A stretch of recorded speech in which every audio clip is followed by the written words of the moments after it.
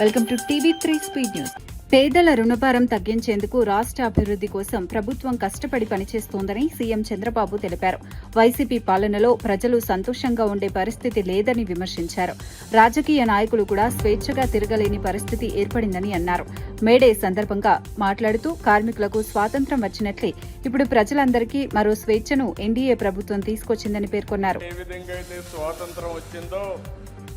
మూడు విధాలుగా ఆలోచిస్తే ఒకటి, ప్రజలందరికీ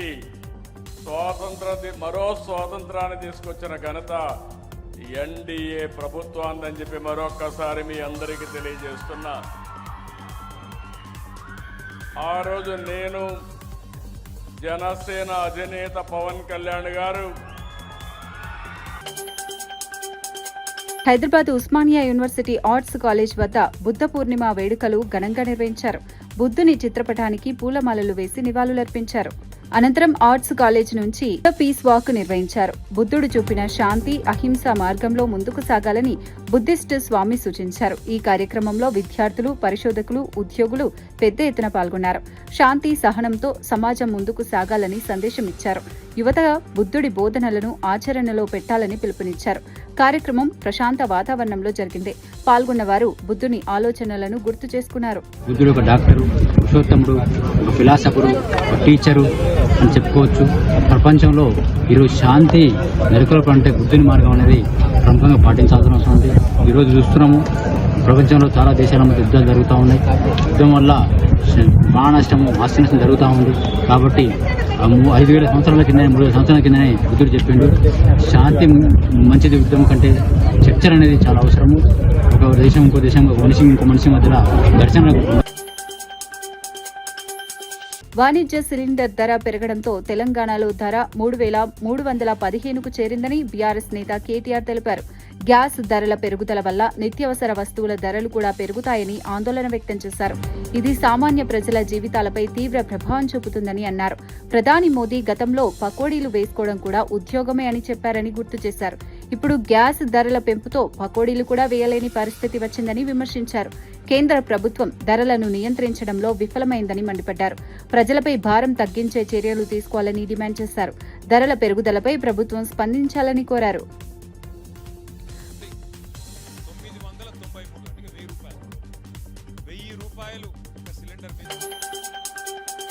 తెలంగాణ డీజీపీగా సివి ఆనంద్ బాధ్యతలు స్వీకరించారు. ఈ కార్యక్రమం శాస్త్రోక్తంగా వైభవంగా జరిగింది.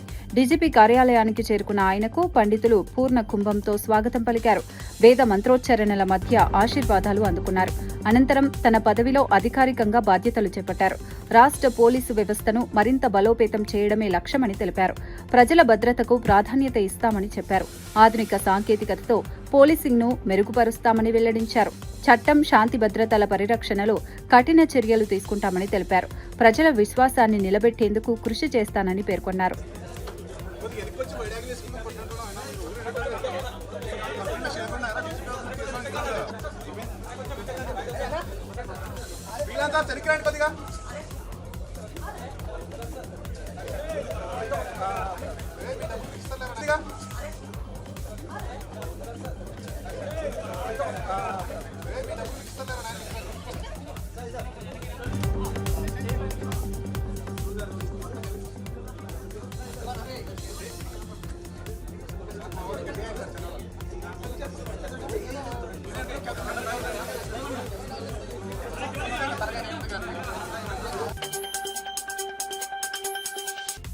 బస్ పాస్ గడువును 15 రోజులు పొడిగించాలని మీడియా అకాడమీ చైర్మన్ శ్రీనివాసరెడ్డి చేసిన విజ్ఞప్తికి ప్రభుత్వం సానుకూలంగా స్పందించింది.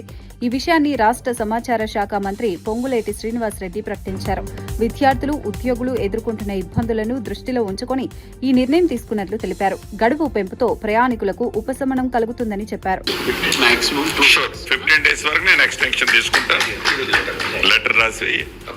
నాతో సిగ్నేచర్ 15 days వరకు నేను ఎక్స్టెన్షన్ తీసుకుంటా. లెటర్ రాసి నాతో సిగ్నేచర్ తీసి పంపించు, నా లెటర్తో పంపించు. షూర్ చేసి పెడతా, నో ప్రాబ్లం. మంత్రి నమస్కారం సార్, తమరు చెప్పినట్టు జిల్లా స్థాయి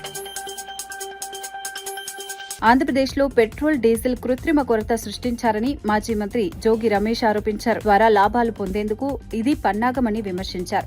దేశంలో మరే రాష్ట్రంలో లేని కొరత ఏపీలో ఎందుకు ఉందని ప్రశ్నించారు. చంద్రబాబు ప్రభుత్వం దీనికి బాధ్యత వహించాలని డిమాండ్ చేశారు. ప్రజలను ఇబ్బందులకు గురిచేస్తున్నారని మండిపడ్డారు. ఇంధన సరఫరా వ్యవస్థలో లోపాలను సరిదిద్దాలని కోరారు.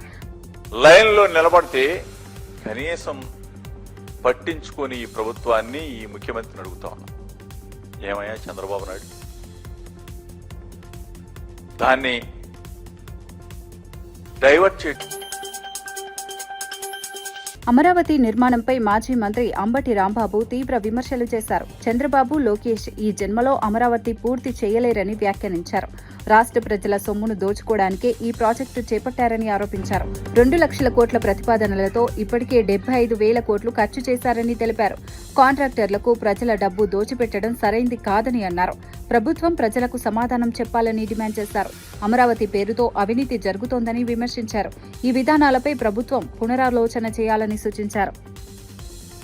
పూర్తయ్యేటటువంటి అంశం కాదు. ఎందుకంటే కారణం చంద్రబాబు నాయుడు అంత పెద్ద ఎత్తున అమరావతిని నిర్మించాలని ఎత్తుకోవటమే దీనికి ప్రధానమైన కారణం. చాలా దుర్మార్గమైన డిసిషన్స్ చంద్రబాబు నాయుడు